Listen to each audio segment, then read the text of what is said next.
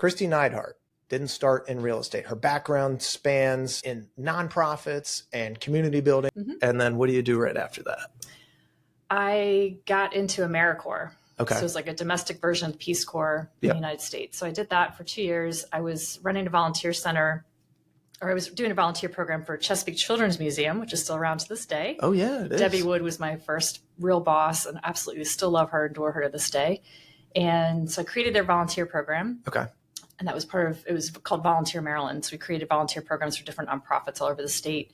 And then the second year I was asked to stay on in a leadership role and oversee other folks creating volunteer programs around. So I did like a women's shelter, after school program, Habitat for Humanity spots. So just lots of different nonprofits. That's really cool. And I fell in love with that.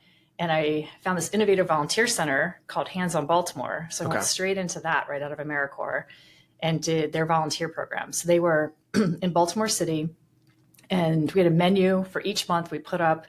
We'd have these folks who would lead volunteer projects that we would train, and you could pick from any, if you're a young person in the city, you're like, I want to give back, I don't know what to do. We had this whole menu for you. So it was after school programs, building houses, homeless shelters, like you name it, you wanted to do it, we would plug you in. And so I did that for 6 years. Okay. And then I got bored because it was small, and I was like ambitious, and I was like, worked my way up in that nonprofit. And then I said, I want to go to New York Cares, which is the biggest city cares organization, which Hands on Baltimore is a part of. So I went up there to do grant fundraising for them. And it was like, I had to raise $1 million in grants in a year, which is like, it totally seemed impossible to me. I was like, holy cow, that's a lot of money, especially for me in like early 20s. Yeah. Making $40,000 a year at nonprofits. Right? Like, how am I going to pitch that? How am I going to do that? Oh my gosh. But I'd done a lot of fundraising for Hands on Baltimore too. So a little bit under my belt, but I went up there with an air mattress and a suitcase on Sunday night.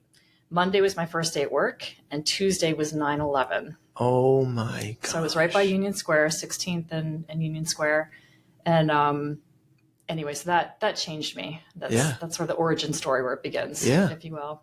And after AmeriCorps, I never went back to get my master's. I went back and tried school, and it just wasn't for me. But I love the nonprofit sector. I just fell in love with it. So that's kind of the trajectory that I took. That's pretty cool. Yeah. What kind of drew you into that? Have you always been interested in giving back and helping others? For whatever reason, yes. Yeah. Even as a kid, I was like, if I had 2 coats, I wanted to give one away to someone who didn't have one. It just is my nature. It's just, I don't know. It just came out that way. That's really